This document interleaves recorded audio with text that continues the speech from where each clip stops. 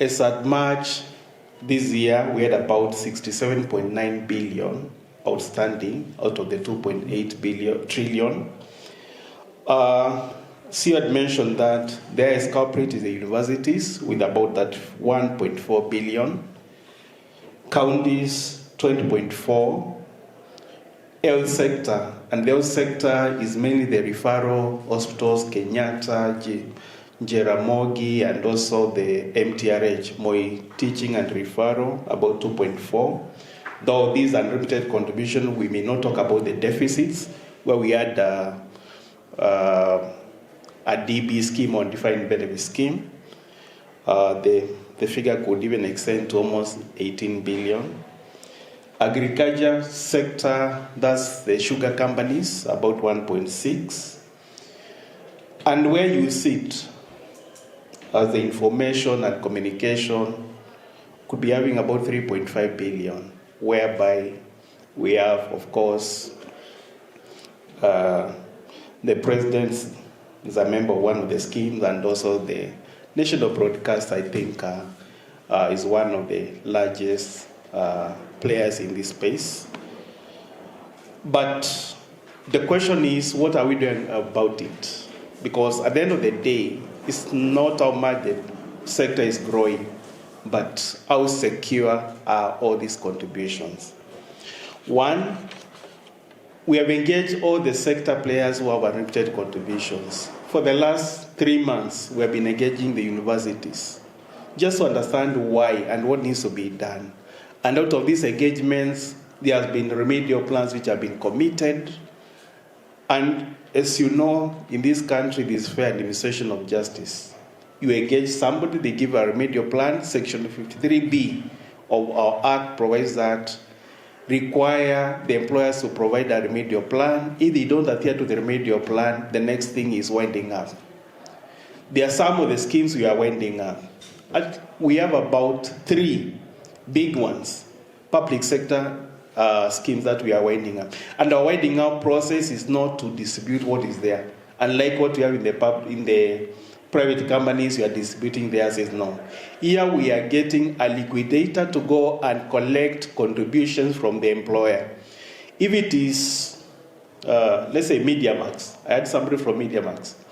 If it's MediaMax, the liquidator will go to MediaMax and get the assets from MediaMax so that they can bring that money to the pension scheme and members are fully paid their benefits. It's not the normal liquidation. So we are working with all these institutions.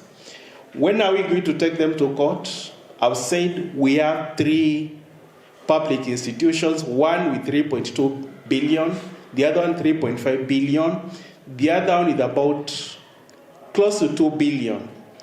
We have gone through the court process. We are in the process of winding up. Mostly 92% of all these unlimited contributions in public sector institutions, not private. So don't fear starting your own pension scheme, and we are here to support the establishment of a pension scheme. We'll ensure that we register the scheme for the journalists, because when I saw the name, and by the way, you are going to retire. That one is definite, just like paying taxes. Even if you might be avoiding the taxes, you're going to retire. So you need to have your own pension account. So we're also amending, there's a proposal to amend Kenya Revenue Act to give them powers to act as an agent to collect pension on behalf of employers. They have the powers to freeze the accounts, and you saw they have the power even to freeze the PINs so that you cannot do anything. So they have to pay. So the pension sector is secure. 62 billion out of 2.8 trillion, I think is a very small percentage. But to the members, it's a huge impact. So we are working on that. And where you sit, if you sit with an employer who is not remitting, let's work together.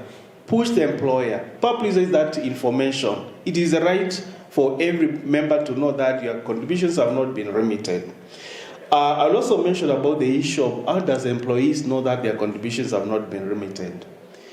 All the schemes with licensed administrators, most of them, they have an online portal where you can just log in, check whether your last contribution for the month of May has been remitted. It's possible. I can log in today and extract my statement. I'll be able to know whether all contributions have been remitted. And then it's your right. We talk about rights. It's your right to demand to know you deducted 200 shillings, 1,000 from my payslip. Did you remit? You have a right to ask that from the trustees. You have a right to ask from your employer, and then they should provide evidence for that. Just to mention, because I think there's a lot of information with the country about investments and all that. I confirm that from where we sit, all the investments by NSSF, be it Talanta, because I know you are the one who published all this information, Talanta, Bomas, Ibarabara, one condition is they cannot take money and take to the building or whatever. No. There must be a structured instrument whereby they are investing, and they're investing with other pension schemes. We only mention about NSSF because it's the largest. Other schemes are participating. Those instruments must be approved by CMA. Yeah? And then we also need to have visibility of that. And for them to invest, we have to ensure that they have the investment policy which provides for that category of investment. So just re-emphasize that those investments are very secure and we regulate them. And that's our duty. You can hold us to account if you lose money through those kind of investments. I think the other questions will be answered by the team. But just to mention that, and Bwana Masai mentioned something very important, the adequacy of the retirement benefits. Not just the amount. The amount, you can say something, but the adequacy, that conversation we need to have it.